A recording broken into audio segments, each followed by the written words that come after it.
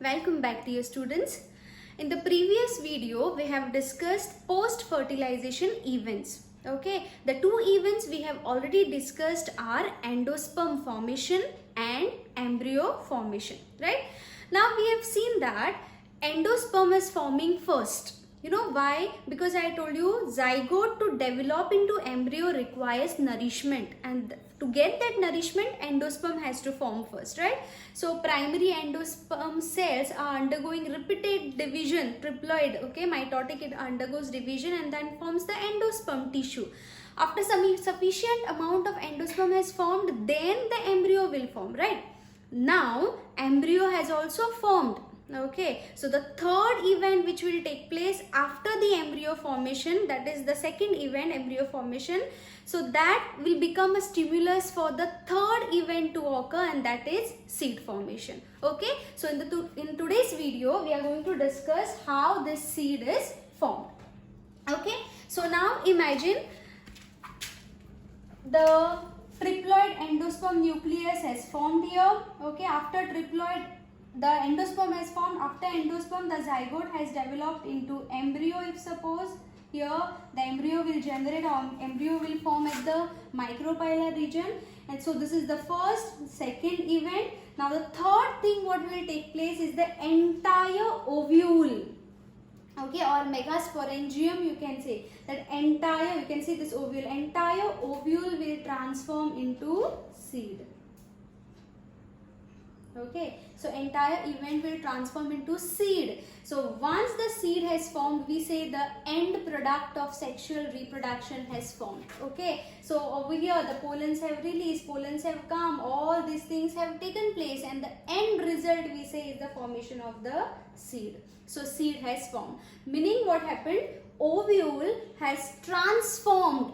Okay, so after the embryo has formed, that has given a stimulus for the ovule. So there were number of changes has taken place in the ovule, and ovule has transformed into the seed. So third event of post fertilization is seed formation. Okay, so seed, what seed will consist of? Obviously what you can see is this outer red, okay, red lines I have drawn. If you remember, I told you this ovule are having two integuments, the coverings, okay, outer integument and inner integument. Okay, now since the ovule has transformed into the seed, this integument also becomes very hard. Okay, why it becomes very hard? Because the embryo is present inside to get the protection. Okay, embryo should be protected, right? So for the protection, these integuments become very hard. Okay, and now these integuments, both the integuments are referred as seed coat. Since there are two seed coats, we can say. Okay, the seed coat referred here as the outer one. You can see this outer. Okay, outer one is referred as testa. Okay, the outer one is referred as testa, and inner one is referred as tegmen. So outer one is testa, inner one is tegmen. Okay, so seed, for very first thing, seed will have the seed coat. The outer seed coat, outer seed layer is called as testa, and inner is called as tegmen. Inside there will be embryo, and you know that embryo is having embryonal axis and cotyledons. If it has two cotyledons, it will become the seed of dicot. Okay, if it has single cotyledon, it will be a monocot cell. Okay, so a typical seed will have seed coat, embryo and cotyledons. Okay, see here now, as I told you, seeds are the final product of sexual reproduction. Okay, now we can also say that seed is fertilized ovule. So ovule is transformed into seed, right? So it is fertilized ovule, we can say. Next, where seed is formed, you know that seed is present inside the fruit, right? So fourth event I will tell you later, that will be the fruit formation, and out, what we can say is inside the fruit there is seed present, right? Okay, so seed will be formed inside the fruits, and the fruit formation I will tell you later. Okay, I told you typical seed will have seed coat. Okay, since there are two, outer one is testa, inner one is tegmen, it will be having cotyledon and an embryo inside, right? Okay, so this also I told you. You can see the picture here. Again, the same thing. I told you seed coats. Outer one is testa, inner one is tegmen. What you can see is this embryo which is present at the micropylar region always. Okay. Then I told you this is the cotyledon, okay, and this is the embryo. Embryo is having epicotyle portion, hypocotyle portion, all that thing is discussed with you, alright? Okay, so micropylar region, you just see here this yellow portion. This integuments, or you can say the seed coat, is not present here, this portion. Same thing in case of ovule. The integuments were not present at the micropylar region. Like that, here also there is small scar-like thing which is the opening we can see. Okay, and that opening is very essential for the we can say the embryo is present inside. So there should be some opening for the oxygen, for water to come inside, for the exchange of gases to take place from this opening. That's why seed coat is not present at the micropylar area or micropylar region. Okay. Seeds, after the seeds has completely formed, okay, seeds can be classified into two ways depending on the presence or absence of endosperm. Okay, so we can say that mature seeds are classified into non-albuminous seeds or albuminous seeds. Okay, I have just written here also, seeds are classified under two categories. They are called as albuminous seeds and non-albuminous seeds. Albuminous are also called as endospermic seeds. Non-albuminous are also called as non-endospermic seed. The term itself tells you something. Endospermic, meaning what? The seeds will be having endosperm inside. Okay, and here non-endospermic or non-albuminous seeds will not have any endosperm, meaning what is, when the embryo was forming, okay, embryo must have completely consumed the endosperm present inside the ovule, okay, inside the embryo sac, the endosperm which was forming, right? The entire endosperm was utilized by the developing embryo. Since it was entirely utilized, there is no remnant of endosperm, so the seeds are referred as non-endospermic. So there is no endosperm, so non-endospermic. Why? Because endosperm has completely consumed by the developing embryo. They are also called as non-albuminous. Okay, the examples of non-albuminous or non-endospermic seeds are groundnuts, you can say, beans, you can say, pea or gram. Okay, all these are the examples of non-endospermic. They don't have any endosperm inside the seed. Whereas albuminous, endospermic, and endospermic seeds, example is rice, wheat, castor, which I have already discussed with you all. All these are the endospermic, meaning in the seed there will be endosperm. You can just see here now. Okay. Now there is one more term which is referred over here is perisperm. Now what is perisperm? There are some seeds like pepper and beet. Okay, in that seeds the nucellus cells also remain. Okay, now where is the nucellus cells, if you know?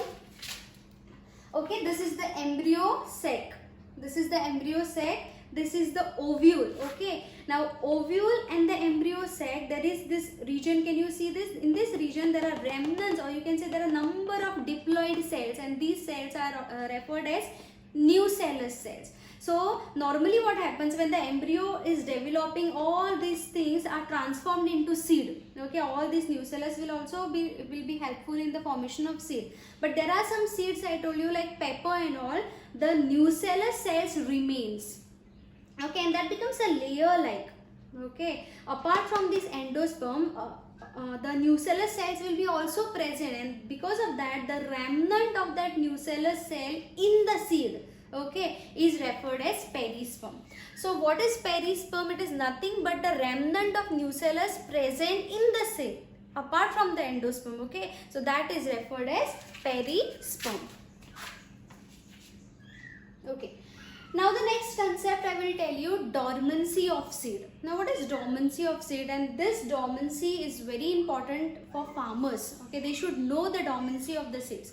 Now for example, See, microbial is, I told you, the opening, okay, which is very important for the entry of oxygen and water for the seed germination. Everyone knows that seed has to germinate, right, to give new plant or new organism, okay. So from where it gets the oxygen and the water is from that microbial region, where the integuments or where the seed coat is not present, I told you, right.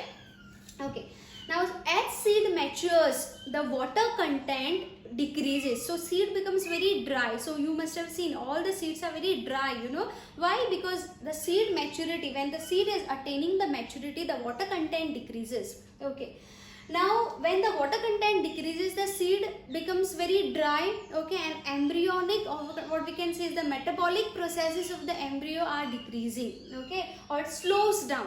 And during that period of time, the seeds are under dormant stage, we say. So seeds are dormant, wherein they cannot germinate because they have become dried now. The water content has decreased from the seed. So what has happened? The seed has become dormant. During this dormant, if you try to sow the seed, okay, it will not germinate because that is not the favorable climatic condition for the seed to germinate. Okay, so for a farmer, it is very important to know that when the seeds are under dormant stage, which is the favorable season for them to cultivate. All these things should be known to the farmer. Okay, so this is nothing but dormancy, state of inactivity. Okay, particular unfavorable climatic conditions, they are under dormant phase, we see. But when the favorable climatic conditions are occurring, okay, automatically if favorable climatic conditions are there, the seed will be germinating. Okay, so this is about the dormancy. Next, I will tell you viability of seeds. Similar, I told you viability of pollens, like that viability of seeds. What is viability? Viability is nothing but ability of seed to germinate. Okay, so ability of seed to germinate, to grow is nothing but viability. And viability is different from species to species. Different seeds will have different viability. Some will have, some are viable for months, some are viable for years, and some may be viable for thousands of years also. Okay, so this example I will tell you.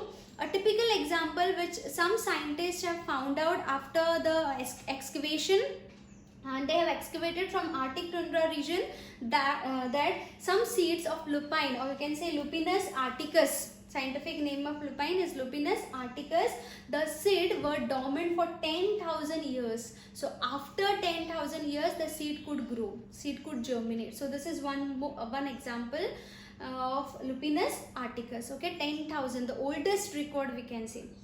And the new recent one, the seeds which was excavated during the archaeological excavation, the seeds were found at the King Herod's palace near Dead Sea. Okay, this seed could germinate after 2,000 years. That was of date palm.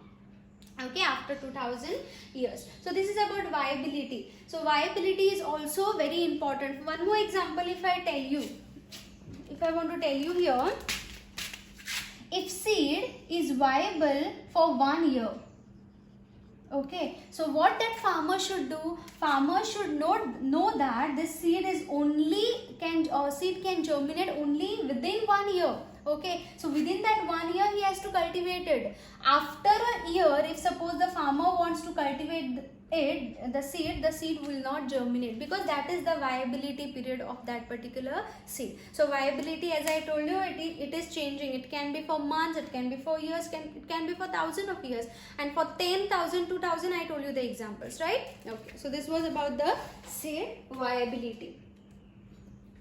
Next, moving to the last part, that is significance of seed. Significance meaning advantages of seed.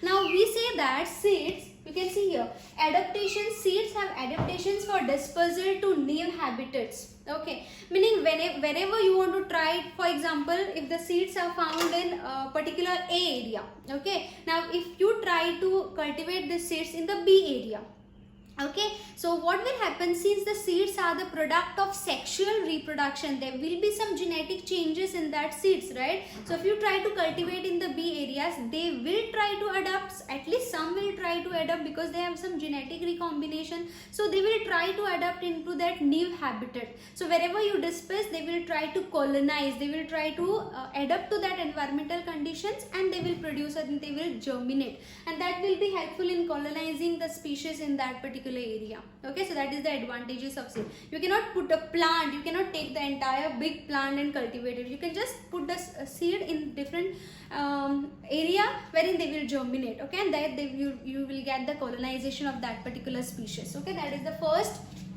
advantage, or you can say the significance. Second, as I told you, this is related to that, since seeds are the product of sexual reproduction, seeds will have some or the other genetic recombinations, and that will lead into variations, and you know that variation is the spice of life. Okay, so variation you will get here. Next, seed has got the seed coats, testa and tegmen. Okay, and these seed coats are protecting the developing embryo inside. Okay, because embryo will have that germination part. For the embryo will give rise to new plant, right? So to get the protection, the seed coats are present. Okay, so seed coat gives protection for the developing embryo inside. Then seeds are the basis for agriculture. That's what I was telling you about. The farmer should note the viability, dormancy of the seeds, because the farmer will be using the seed, okay, for an entire, for example, if you want many mangoes, you won't be cultivating, you will not directly take the plant and you will try to put it in the soil and then other processes. You will just take the seed and you will try to get the new plant, right? So it becomes the basis for agriculture. Only the thing, the farmer should know the dormancy and the viability period of the seed. Okay, if seeds are under dormant phase, the farmers can actually store them.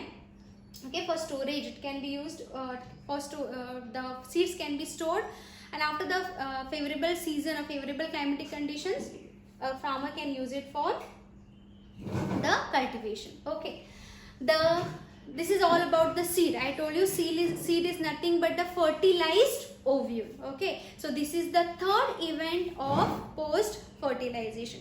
In the next video lesson, I am going to tell you the fourth event of post fertilization, that is fruit formation. Okay, so how exactly the ovule has transformed into seed, like that how fruit is forming, that I will tell you. Okay, thank you everyone.